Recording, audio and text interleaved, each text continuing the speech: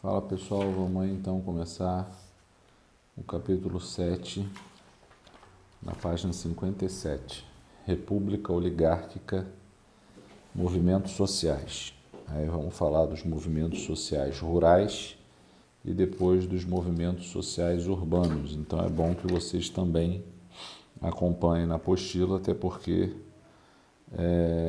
vai ter a parte, por exemplo, do contestado que não tem no slide, ok?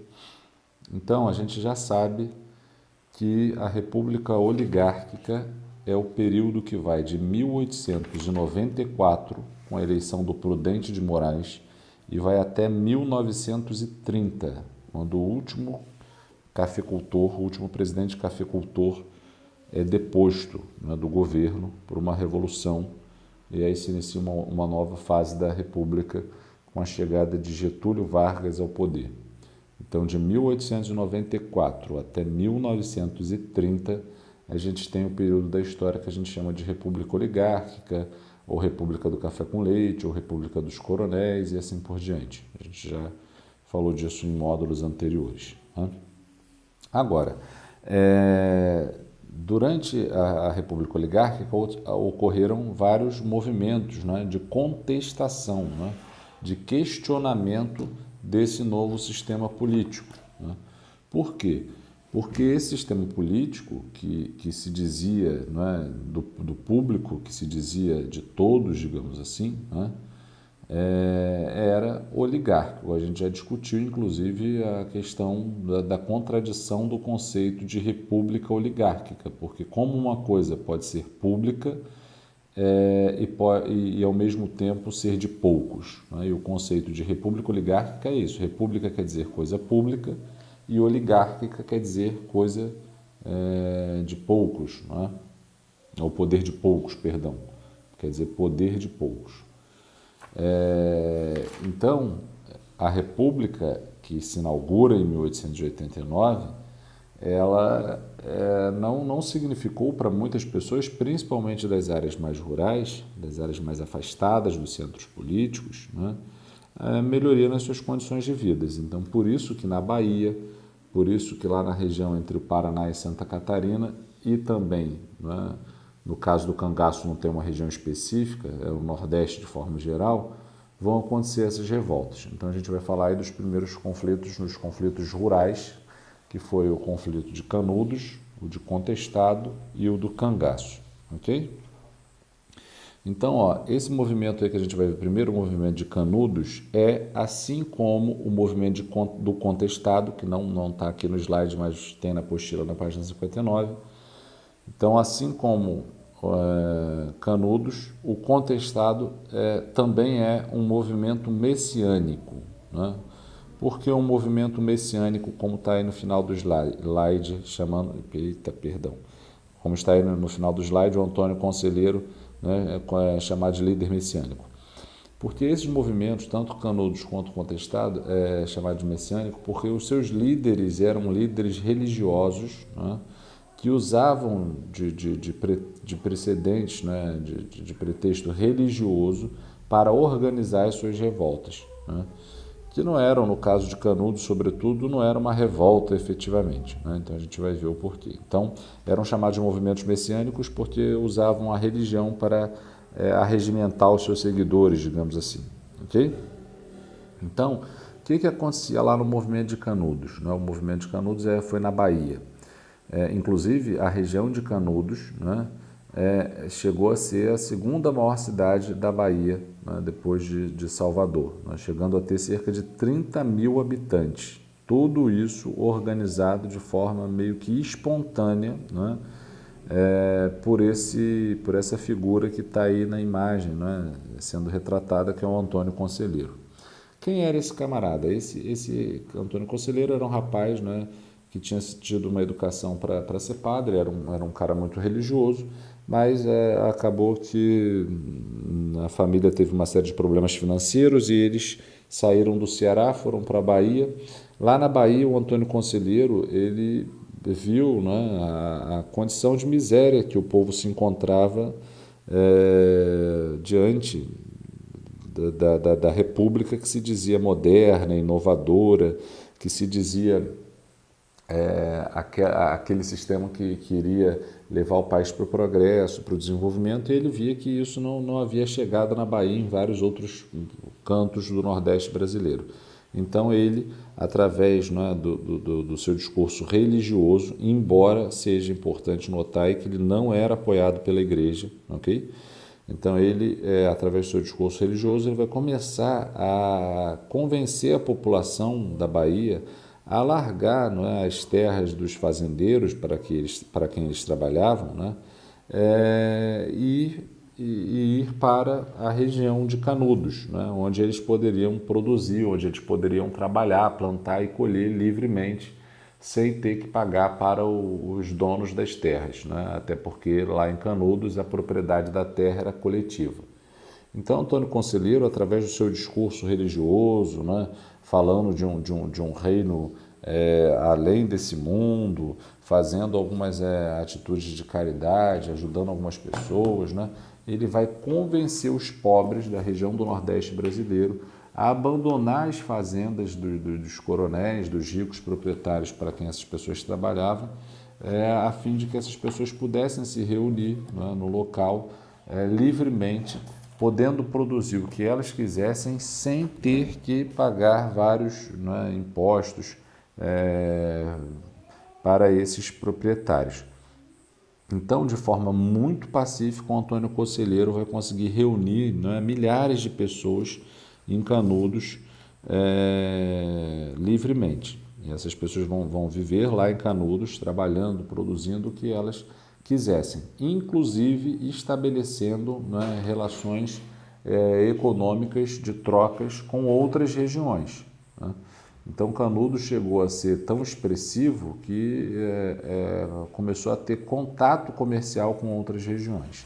E isso começou a desagradar os coronéis de toda a região ali da Bahia, principalmente as das regiões mais próximas de Canudos, porque se o Canudos crescesse ainda mais pessoas iriam largar as fazendas dos coronéis em busca de uma liberdade maior, digamos assim.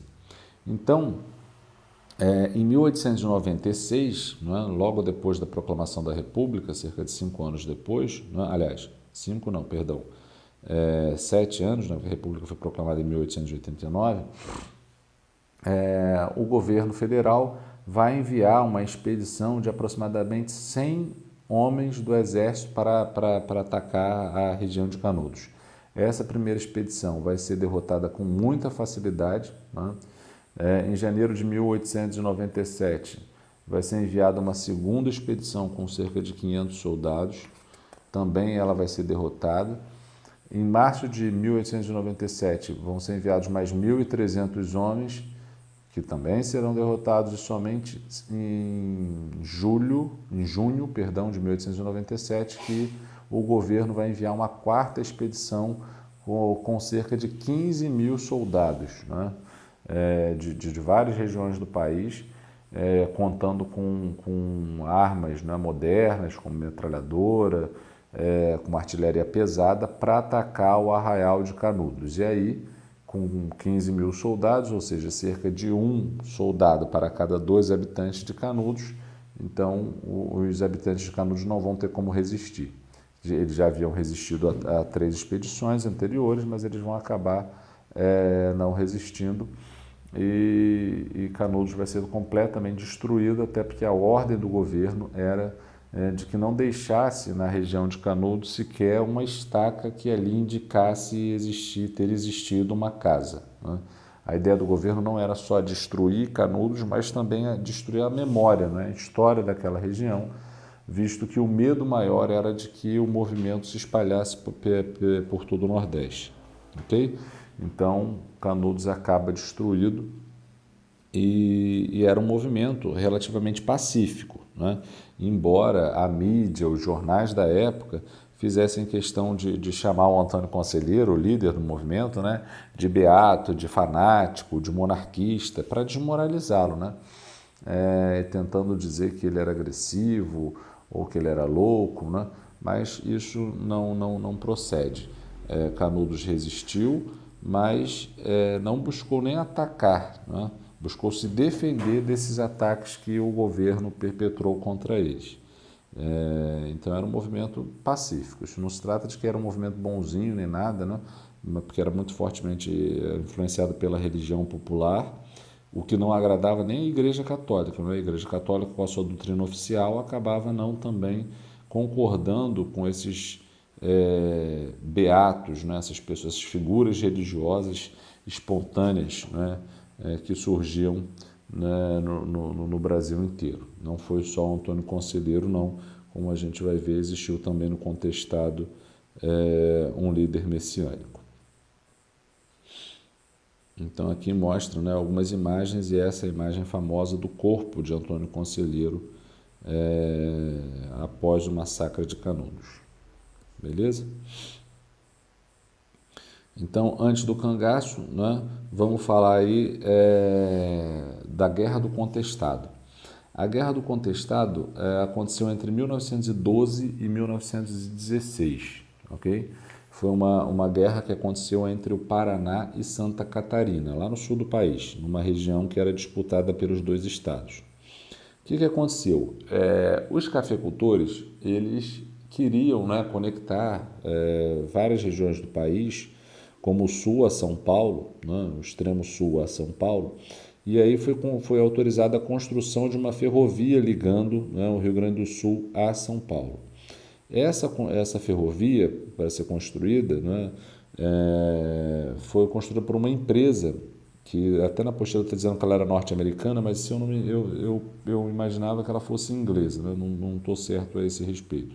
Mas enfim, uma empresa estrangeira que começou a abrir, né, no meio da floresta, clarões ligando na região sudeste à região sul do país. E no meio dessa obra, várias populações camponesas foram deslocadas da região, né?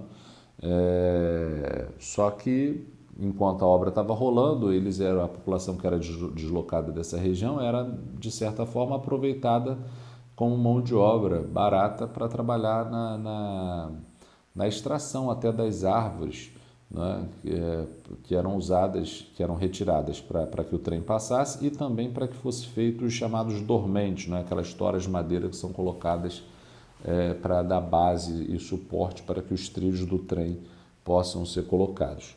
Então, por um lado, essa obra deslocou as populações locais e, por outro, acabou usando essas populações como trabalhadores assalariados.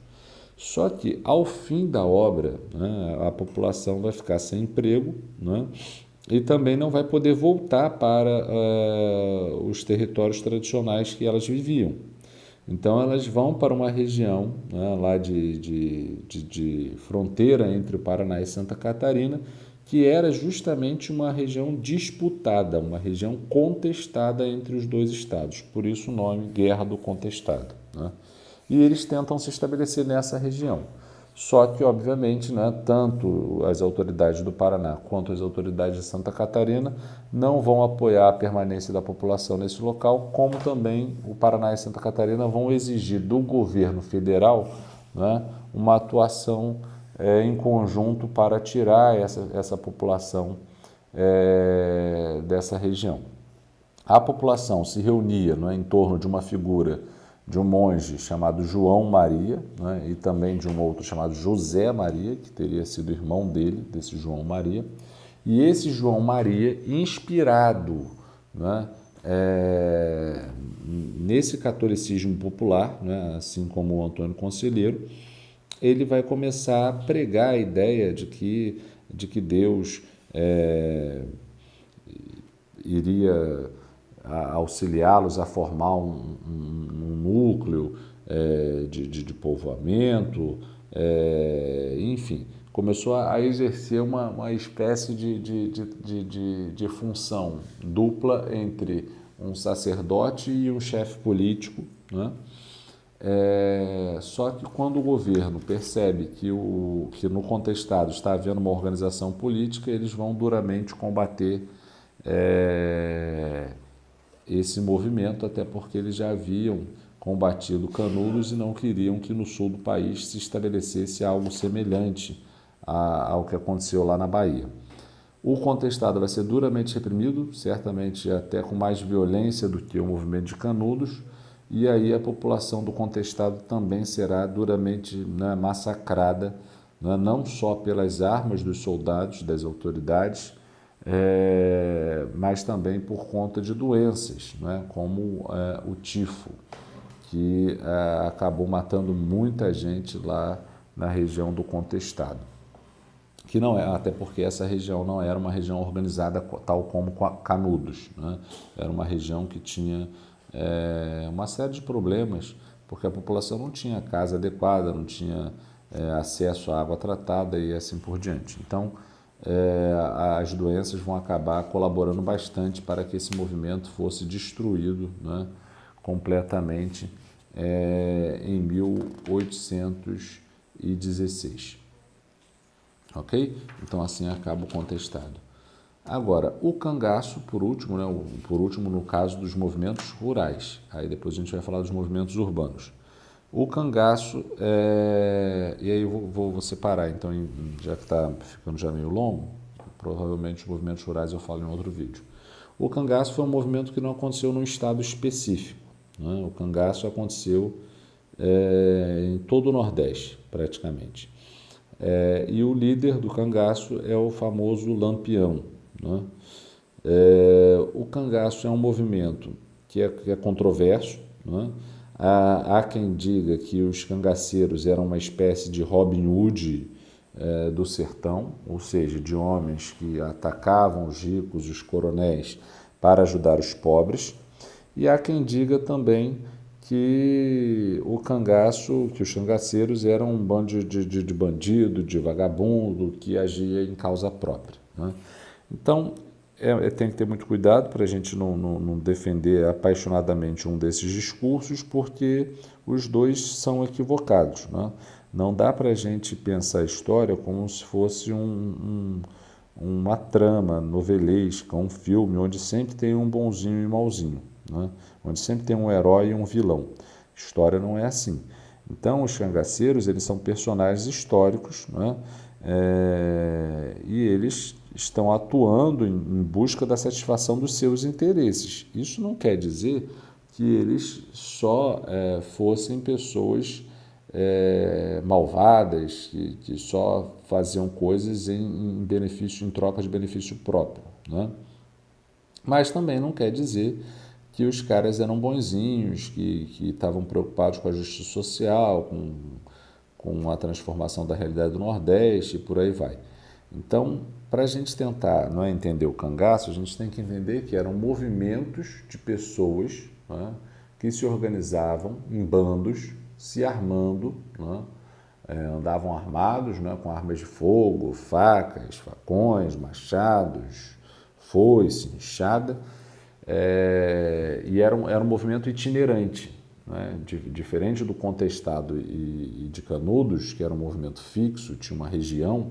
O cangaço era um movimento itinerante, eram bandos de homens, né, homens e mulheres também, né, que iam se deslocando por toda a região nordestina, e eles geralmente atuavam da seguinte forma: eles atuavam geralmente atacando as fazendas dos grandes proprietários, né? E em alguns casos eles pegavam, né, os espólios, os bens desses ataques, né, e socializavam, distribuíam, né, para as pessoas. E aí, por isso, eles eram vistos como uma espécie de justiceiros, né? Uma espécie de Robin Hood do sertão. Mas, em muitos casos, os cangaceiros eles também faziam acordos com os coronéis, né? Já foi, não é, relatado que, em alguns casos, os cangaceiros eles faziam acordos com um determinado coronel para atacar a fazenda de outro coronel. Então vamos supor que existisse, né, no Itaipuaçu, sei lá, dois grandes coronéis, né, o João e o José.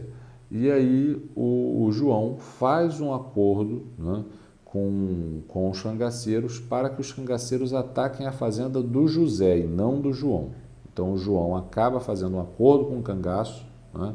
Talvez até dando uma espécie de suporte para que os cangaceiros venham atacar a fazenda de José e não de João, ok? Então os cangaceiros eles não eram pessoas boazinhas, né?